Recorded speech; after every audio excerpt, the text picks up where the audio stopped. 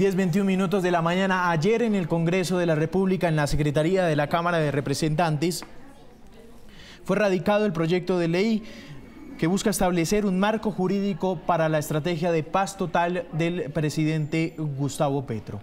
Varios puntos muy cuestionables tiene este proyecto de ley.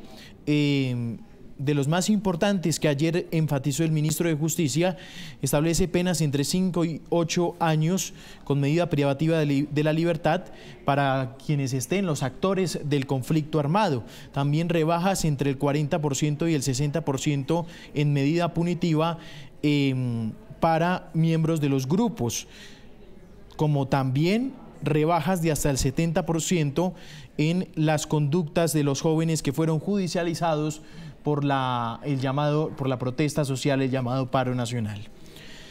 Doctor Armando Noboa, buenos días. Buenos días a usted y a todos los seguidores de Noticias Caracol. Bueno, antes que nada, doctor Noboa, tenemos entendido, usted estuvo participando activamente de la construcción de estos documentos, ¿no? Sí, hasta cierto punto. ¿Por qué hasta cierto punto, doctor Noboa? Los jefes de las delegaciones de paz del gobierno nacional, en las mesas que se adelantan en este momento, hicimos una reunión hace un par de meses, discutimos aspectos centrales de lo que debería ser lo que nosotros hemos llamado el marco judicial para darle sostenibilidad a los acuerdos de paz a los que se lleguen en las mesas. Esos criterios fueron recogidos en una serie de documentos que se compartieron con el señor ministro de Justicia. Finalmente, la versión final del proyecto radicado al Congreso de la República fue de su propia iniciativa. De tal manera que cuando digo que hasta cierto punto es que hasta un momento intervinimos en la intercambio de opiniones sobre los elementos vertebrales que debería contener el proyecto, pero ya sobre la versión final, pues el peso de su elaboración corrió por cuenta del Ministerio de Justicia. Doctor Noboa, de lo que quedó usted, el documento que quedó, ¿usted está de acuerdo? Yo comparto el contenido general del documento. En lo que me parece que faltó mayor, faltó mayor elaboración fue la manera en que el proyecto debió haber sido radicado en el Congreso de la República. La expectativa que teníamos en las mesas de paz era que esta fuera una iniciativa sobre todo con apoyo de las comunidades en las zonas en donde hay afectaciones de la violencia por estos grupos. También queríamos socializar previamente la iniciativa con los congresistas que tienen un contacto directo con esas comunidades y a partir de esas consultas previas, lo mismo que con organismos especializados, creemos que debía presentarse la iniciativa. Una iniciativa originada solamente en el gobierno y solo en el Ministerio de Justicia, pues va a tener un primer obstáculo y es la pedagogía y la explicación sobre el alcance y el contenido del proyecto, que es lo que justamente ha debido tenerse presente antes de su radicación.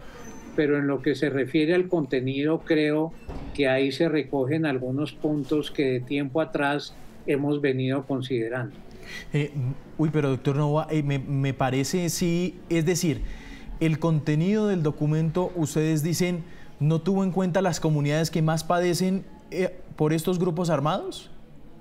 No, no estoy diciendo eso. Estoy diciendo que el nivel de información y de pedagogía con esas comunidades ha debido ser mayor, pero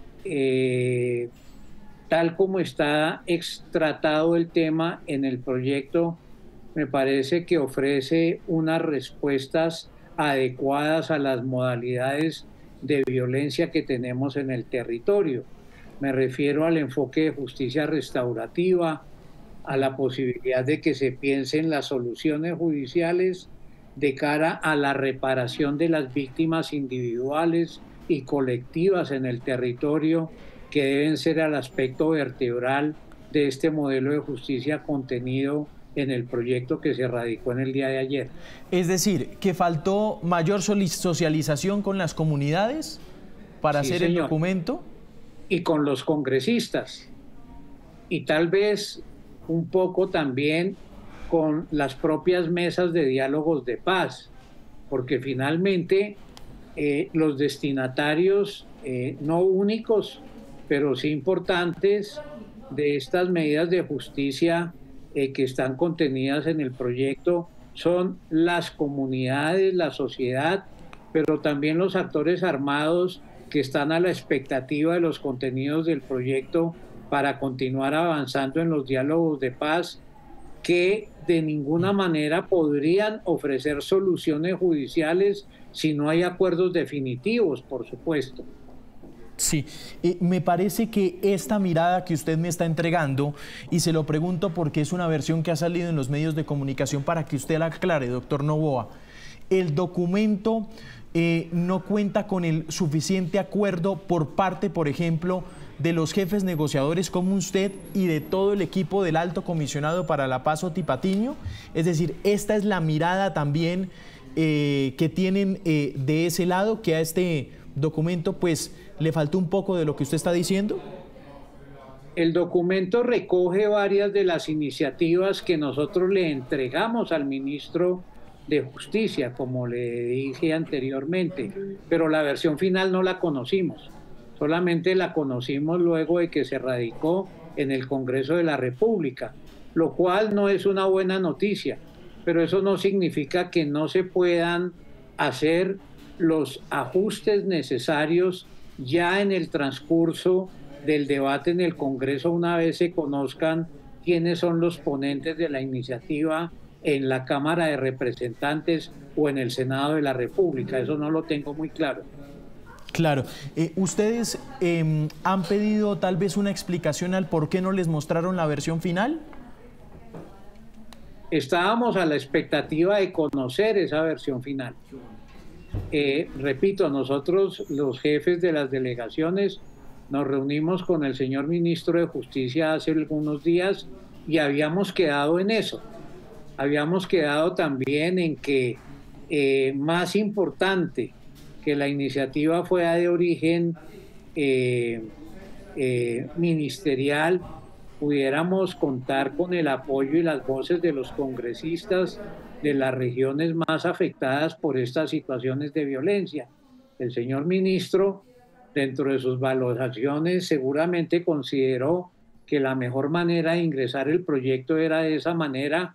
A mí en lo personal me parece que se apresuró, que ha debido tener un mayor nivel de consenso, de respaldo en las delegaciones, de pedagogía básica, pero también es cierto que estamos en una carrera contra el tiempo y entonces tendremos que buscarle una salida adecuada para que el proyecto siga su curso normal y pueda ser objeto de consideración dentro del ámbito de sus competencias por parte del Congreso de la República. Doctor Noboa, es decir, eran dos documentos, usted presentó uno, una propuesta, y estaba el del Ministerio de Justicia. Nosotros compartimos la iniciativa que veníamos elaborando al señor ministro de Justicia, claro que sí. De ese documento que usted tenía y que usted propuso a este, le voy a preguntar por dos temas que me parecen importantes para que usted lo aclare. ¿Usted comparte lo que el documento final contiene, por ejemplo, en el tema de arquitectura legal y mecanismos procesales? La arquitectura legal, si se entiende por ello, que es la justicia ordinaria, que es la intervención de la Fiscalía, que es la intervención de jueces especializados, que son cambios a la Ley 975, estamos de acuerdo con eso. Hay algunos aspectos procesales que no los conocemos en detalle, tenemos que valorarlos en las delegaciones y seguramente haremos, si ese es el caso, las observaciones respectivas tanto al ministro de Justicia como a los ponentes que se designen en el Congreso de la República. Sí, es decir, le voy a poner un ejemplo. La reducción de penas de 5 a 8 años, ¿está de acuerdo con esto? Sí, estamos de acuerdo. Ese aspecto estaba contenido en el proyecto que nosotros presentamos. Importante que se tenga en cuenta esto. Esa propuesta no es una innovación de este proyecto. Eso ya se encontraba en fórmulas de solución judicial que se ventilaron incluso con ocasión de la Ley de Justicia y Paz que se expidió luego de la firma de los acuerdos o del sometimiento a la justicia con las autodenominadas autodefensas en el gobierno del presidente Uribe. Esa fórmula, esa cuantificación de sanciones y penas privativas de la libertad es una, digamos, actualización de lo que se había planteado en ese momento. De tal manera que en ese aspecto no hay ninguna novedad. Rebajas entre el 40% y el 60% en medidas punitivas para los integrantes de los grupos. ¿Usted está de acuerdo con esto? Sí, con una aclaración de que esa rebaja depende de que se aplique correctamente el enfoque de justicia restaurativa. Es decir, que haya una reparación eficaz a las víctimas y a los territorios.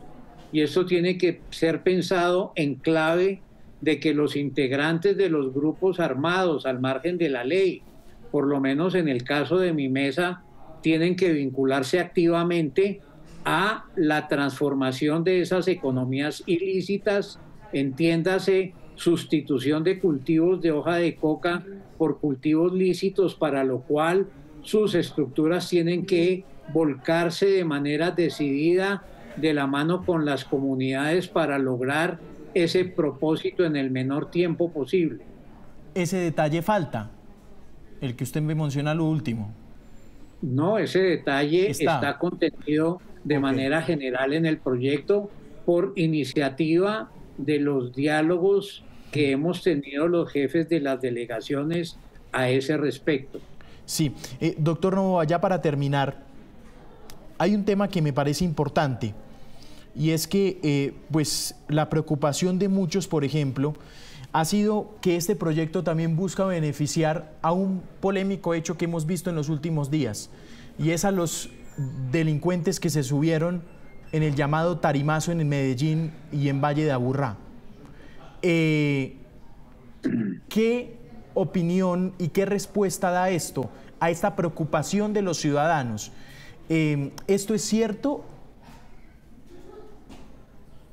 A ver, yo no he leído en detalle el proyecto porque lo conocimos solamente ayer en las horas de la noche, pero hay un capítulo del proyecto que se denomina Acuerdos para integrantes de estructuras armadas organizadas de crimen de alto impacto. Entonces, tal vez allí se establece un tratamiento penal especial, pero recordemos que ese tratamiento especial no es tampoco una iniciativa exclusiva del gobierno nacional, sino que fue una orientación que estableció la Corte Constitucional al momento de examinar la constitucionalidad de la Ley 2272 del 22 o Ley de Paz Total, en donde la Corte Constitucional dijo que para efecto del tratamiento penal a los grupos que no armados al margen de la ley, que no tienen una naturaleza política, se requería que fuera el Congreso de la República la autoridad que fijara las condiciones, las características y los contenidos de ese tratamiento.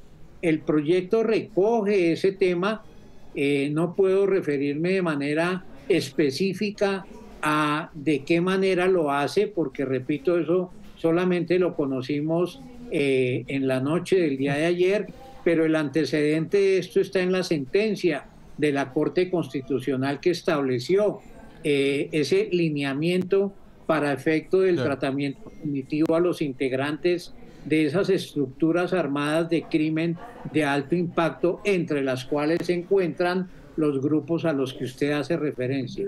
Pero yo sí le digo una cosa ya para terminar, doctor Noboa. Si yo participo en consultas previas, en reuniones, voy al Ministerio de Justicia, participo en reuniones con el ministro, presento un documento, hago un documento con todos los estudios y al final ellos presentan un papel donde ustedes no, pues al final no les mostraron la versión final, yo me emberraco. ¿Usted no?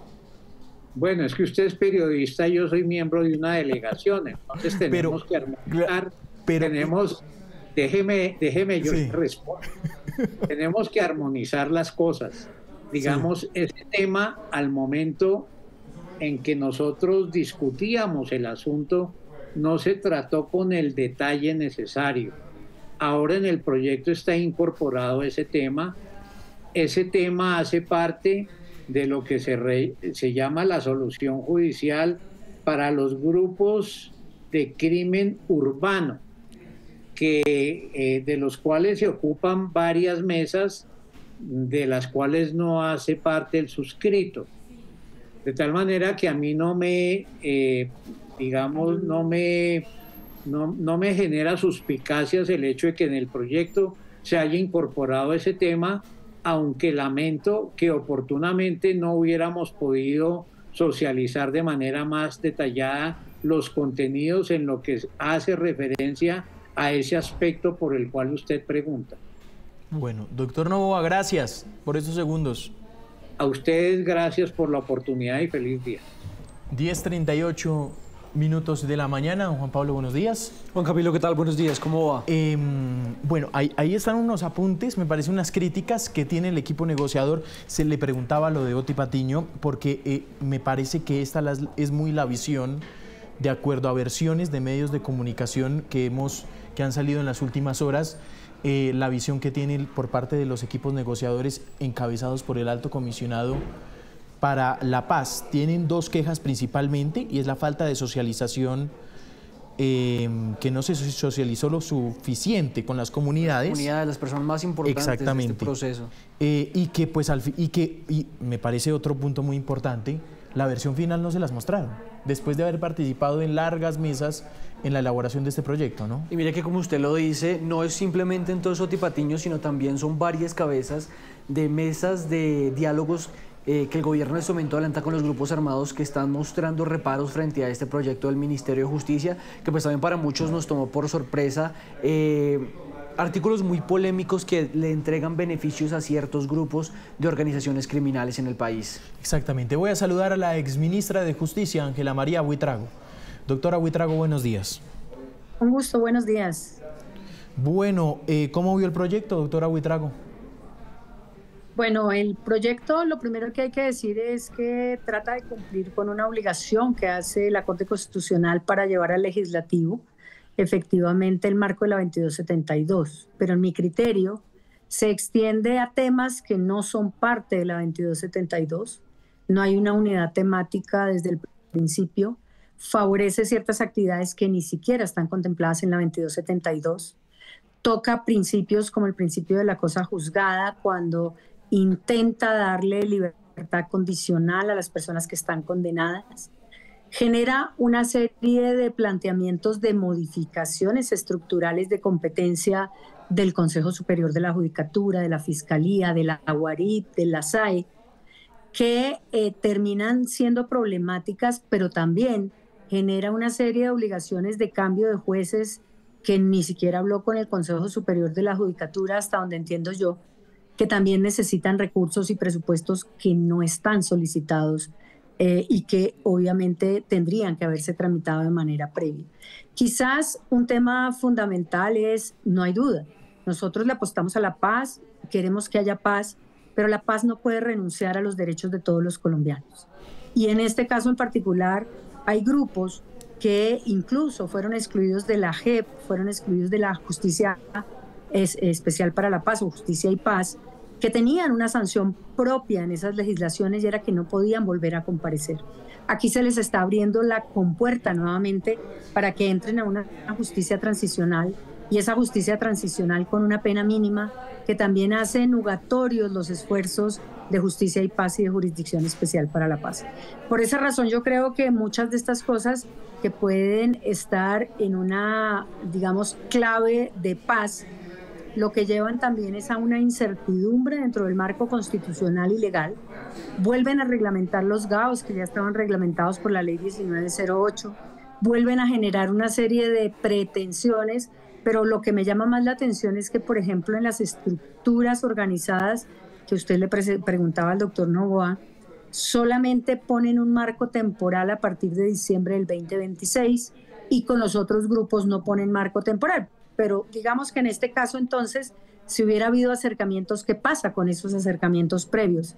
Creo que hay una necesidad de recordar que la única posibilidad de obtener levantamiento de órdenes de captura o suspensiones de extradición es que hayan hecho labores de sometimiento y desmantelamiento, que hasta ahora yo diría que ninguna de las organizaciones lo ha hecho, pero que en ese caso tampoco se pueden beneficiar de un proyecto punitivo que genera incluso el desconocimiento de la clase de delitos que están cometiendo. No se habló con los departamentos, con los municipios. Yo he recorrido y recorrí muchos de los municipios y hemos hablado con muchas víctimas de la cantidad de gobernanzas locales que tienen estos grupos, de la cantidad de órdenes que imparten, de la cantidad de desapariciones y delitos que están cometiendo. Esto debería haber sido un objeto de valoración frente al quantum punitivo que debe ser proporcional. Y yo no sé si cada vez que queramos decir que vamos a apostarle a la paz, vamos a hacer un grupo de selección muy limitado de criminales o de grupos al margen de la ley que van a ser favorecidos con una ley de beneficios que incluso, en mi entender, tiene una amnistía impropia al reducir las penas impuestas ya de los condenados que encuentran la decisión judicial en firme en las cárceles. Ministra, yo quisiera preguntarle, porque usted justamente también presidió esta cartera, la cartera de justicia, y creo que muchos de los reparos que usted le impidieron sacar adelante un proyecto de sometimiento como este fue justamente eso, que se le entregaban muchos beneficios a los grupos criminales y que no se tenía en cuenta a las comunidades. ¿Qué pudo usted evidenciar durante el tiempo que estuvo en la cartera y cuáles eran los requerimientos del gobierno para sacar adelante este proyecto? A ver, yo presenté un borrador. Ese borrador lo que sugería era que no podíamos seguir construyendo marcos transicionales cada vez que aparecía un grupo criminal, porque entonces la justicia ordinaria quedaba al margen cuando debe ser la regla. Yo propuse la justicia ordinaria como marco general con unos beneficios muy reducidos, porque obviamente son estructuras que han cometido delitos de gran calado en Colombia, o dos, que han favorecido y han hecho de las actividades y de la minería ilícita y de otras actividades ilícitas su forma de vida. Y esto significaba poner a disposición el sistema penal acusatorio, la ley 906, la ley 1908, que son las especializadas para el trámite de los grupos armados organizados y de los grupos delincuenciales organizados. Veo que el proyecto se las pasa completamente, da un marco diferente desconociendo normas penales sustanciales y normas penales procesales con efectos sustanciales. Y esto lleva a que va a generar una entropía dentro del propio sistema. Si ya está regulado de una manera, ahora vienen a regular de otra, y sobre esos supuestos es una otra totalmente contraria a lo que incluso preveían la Ley de Justicia y Paz y la Jurisdicción Especial para la Paz, en donde han excluido personas con nombre propio por no haber cumplido los requisitos. ¿Hasta cuándo vamos a seguir jugando un juego de decirles, vengan, que nosotros como Estado les aceptamos todo lo que quieran? Y mucho menos dejarles el producto de lo ilícito. Lo ilícito es ilícito de principio a fin. ¿Cómo es posible que una persona pueda quedarse con un 12% de actividades criminales? Eso no tiene ni pies ni cabeza. Si es un estímulo, sí es un estímulo, pero en el derecho colombiano lo ilícito que nace ilícito permanece ilícito hasta la muerte. Por esa razón yo creo que felicito y acompaño la intención de crear un proyecto. Creo que es necesario, y la Corte Constitucional así lo dijo, es el legislativo el que lo hace. Pero tampoco podemos revolver tantas cosas con la ambición de regular una sola, que es la 2272. Creo que se extiende el marco de regulación a cosas no previstas por la 2272. Se quiere favorecer cosas particulares, lo cual también me preocupa, porque la ley no está para favorecer. Así me parezca a mí muy noble y muy especial, la norma no puede crear marcos discriminatorios negativos. Está generando beneficios para casos concretos, y esto significa que la ley pierde su generalidad y sobre todo pierde su eficacia en torno a lo que se ha concebido como un Estado de Derecho. ¿Qué es un marco discriminatorio negativo, ministra? Un marco discriminatorio negativo es que yo solamente contemplo a una persona o a 3 personas para favorecerlas en ciertos hechos delincuenciales o criminales.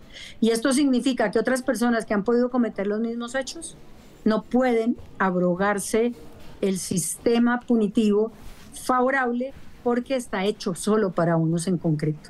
Y esto significa que, si bien es cierto, estos marcos los tenemos en grupos, como el paramilitarismo en la Ley de Justicia y Paz, que sirvió también para que la guerrilla se desmovilizara. Fíjese que ahí se amplió el radio de acción.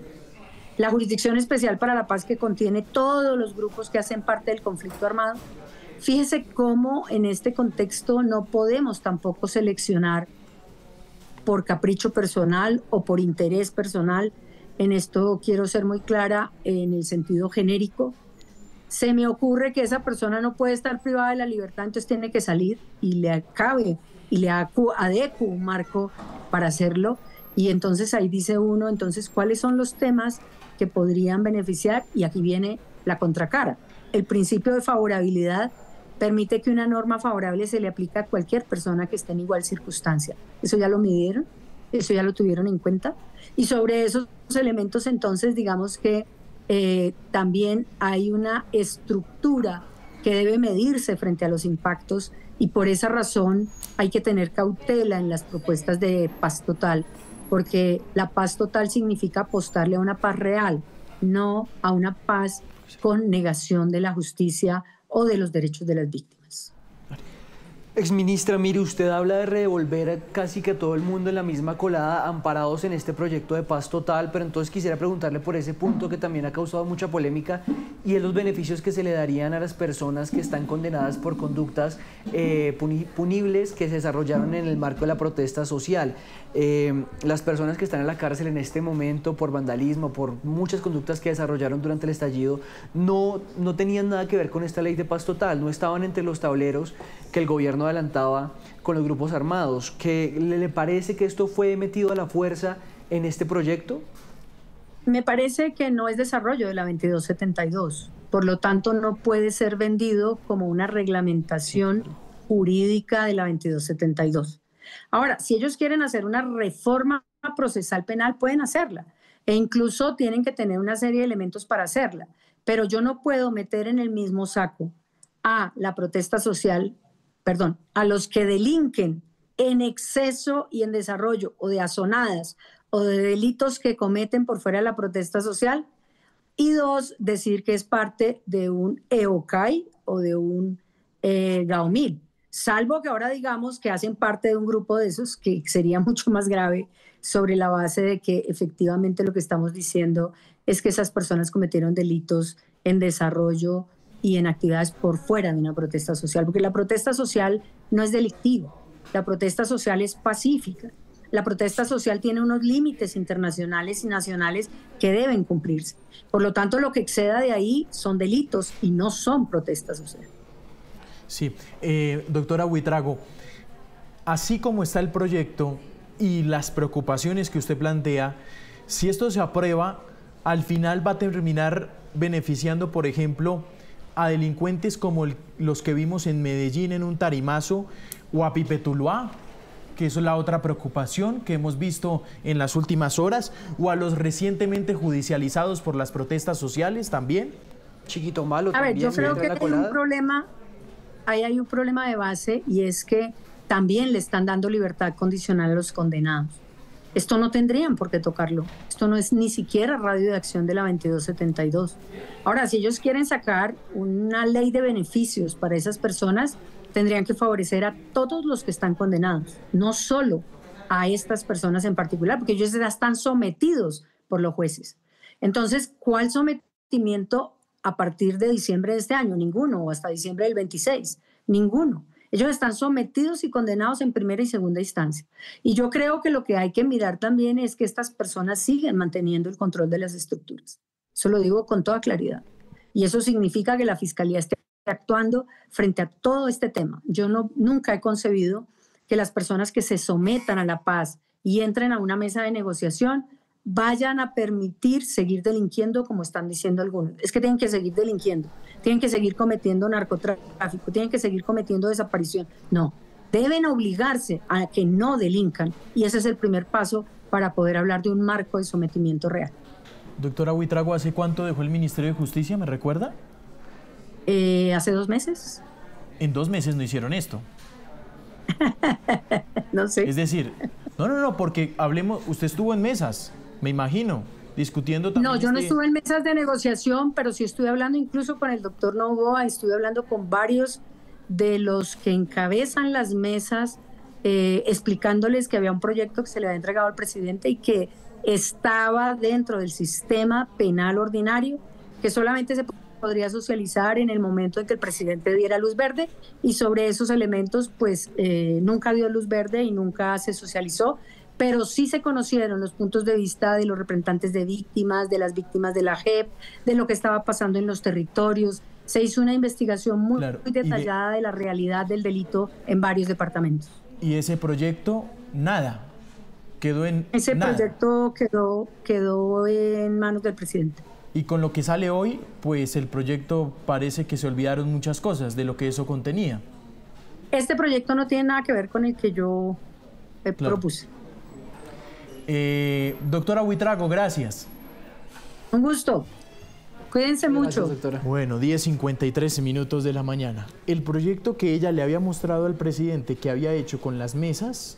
No fue el que salió. No fue el que salió. Dice, no tiene nada que ver con lo que acaba de presentar el ministro de Justicia. Y mucha razón tiene la exministra al decir que se está metiendo todo el mundo en la misma colada, amparados en la ley de paz total. Muy bien, Juan.